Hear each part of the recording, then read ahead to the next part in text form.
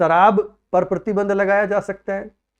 कोई भी व्यक्ति शराब बेचने का वैधानिक अधिकार नहीं रखता है और ना ही ऐसे अधिकार का दावा कर सकता है। लाइसेंस वगैरह लेते हैं वो सरकार की मर्जी पर लेते हैं।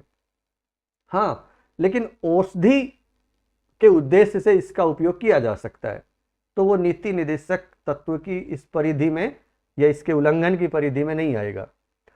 लेकिन मात्र नशे के उद्देश्य से कोई बड़ी मात्रा में मादक पदार्थ इकट्ठा कर रखा है, उसका दुरुपयोग करना वो गलत है। देखो, मैं इसके मामले में उदाहरण देता हूं पुरानी सरकार का। अभी देखें, हम बिहार में भी शराबबंदी हुई है, कई राज्यों में शराबबंदी हुई है। हमारे बचपन का एक उदाहरण है, जब हम शायद 7वीं 8वीं में पढ़ रहे होंगे, 9वीं में होंगे, 7वीं 8वीं का ही मामला है।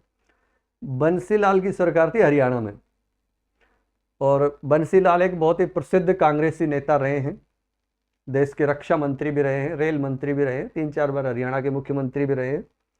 कांग्रेस से अलग होकर इन्होंने बाद में हरियाणा विकास पार्टी बना ली थी, और जिस काल में इन्होंने, जिस अपने कार्यकाल में शराबबंदी की थी, उसमें ही हरियाणा विकास पार्टी बनी थी। 1996 से 1999 की बात है। तो मुझे तो इसलिए याद है अच्छे से कि ऐसा कोई दिन नहीं जाता था कि हमारे गांव में 150 रिश्तेदार नहीं आते हों। हरियाणा के बॉर्डर का गांव है, और किसी भी स्टेट में चले जाओ, किसी भी स्टेट के जो बॉर्डर के क्षेत्र होते हैं उनका कल्चर एक जैसा ही होता है। तो हमने इस चीज को बहुत अच्छे से देखा है। और बंसीलाल की जब सरकार बनी तो इस मुद्दे पर ही बनी थी।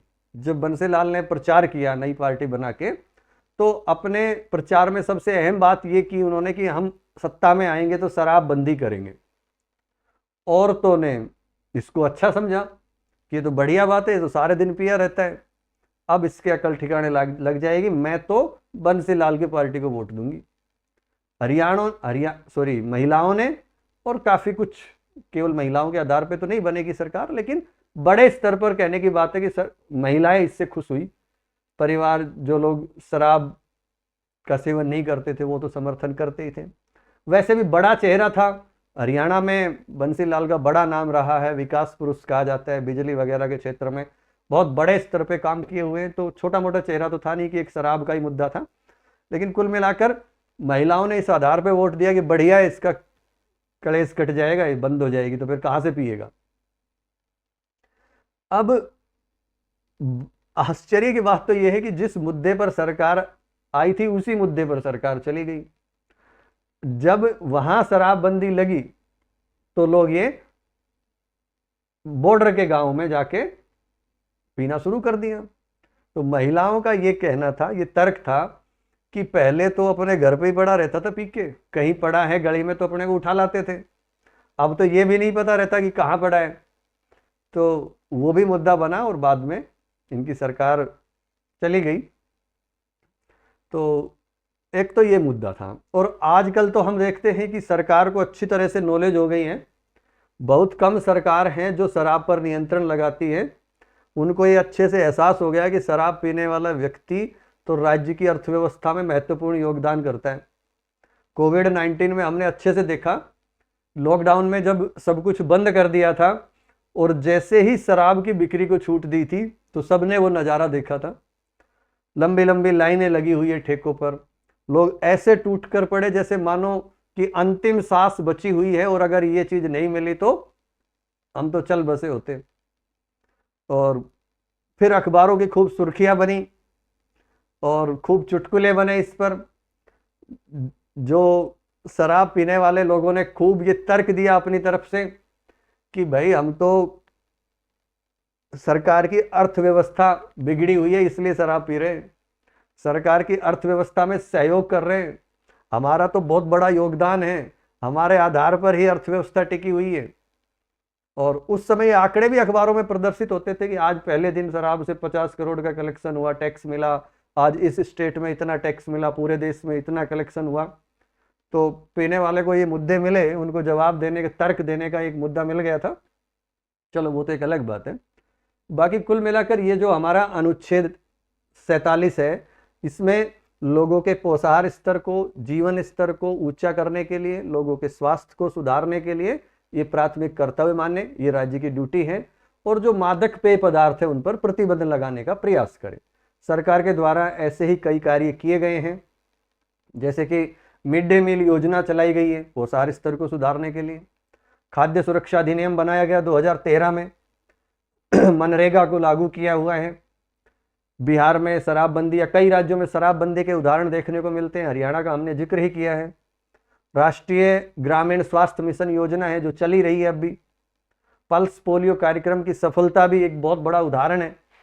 ये सारे जो भी योजनाएं और ऐसी बहुत सारे और कार्यक्रम सरकार के द्वारा चलाए गए हैं इस डीपीएसपी को लागू करने के लिए। तो इसको लिख लो, टाइटल अनुच्छेद 47 का पोषाहार स्तर और जीवन स्तर को ऊंचा करने तथा लोक स्वास्थ्य का सुधार करने का राज्य का कर्तव्य। इसमें आप लिखो, इंग्लिश लिखना चाहो तो duty of the state to raise the level of nutrition and the standard of living and to improve public health.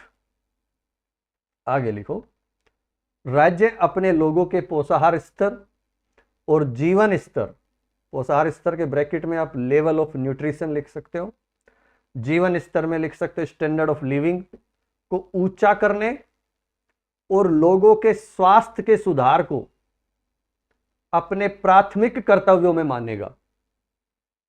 और मादक पेय पदार्थों को औषधियां बनाने के अलावा अन्य उपयोग को प्रतिबंधित करने का प्रयास करेगा। मादक पेय पदार्थों को औषधियां बनाने के अलावा अन्य उपयोग को प्रतिबंधित करने का प्रयास करेगा। ये तो संविधान की बात हो गई। थोड़ा बहुत इसमें और लिख लो। ये लिख लो कि इस निदेशक तत्व को लागू करने के लिए सरकार के द्वारा मिड डे मील योजना चलाई गई है, एमडीएम। आजकल तो इसका नाम पीएम पोषण कर दिया गया है।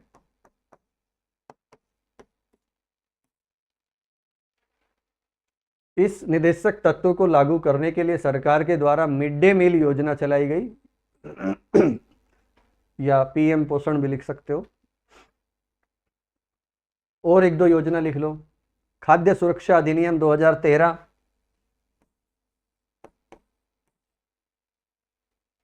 मनरेगा, कई राज्यों में शराबबंदी कानून, राष्ट्रीय ग्रामीण स्वास्थ्य मिशन योजना, पल्स पोलियो कार्यक्रम आदि। ये सारे सरकार के द्वारा इस अधिनियम को लागू इस डीपीएसपी को लागू करने के लिए ये सब लागू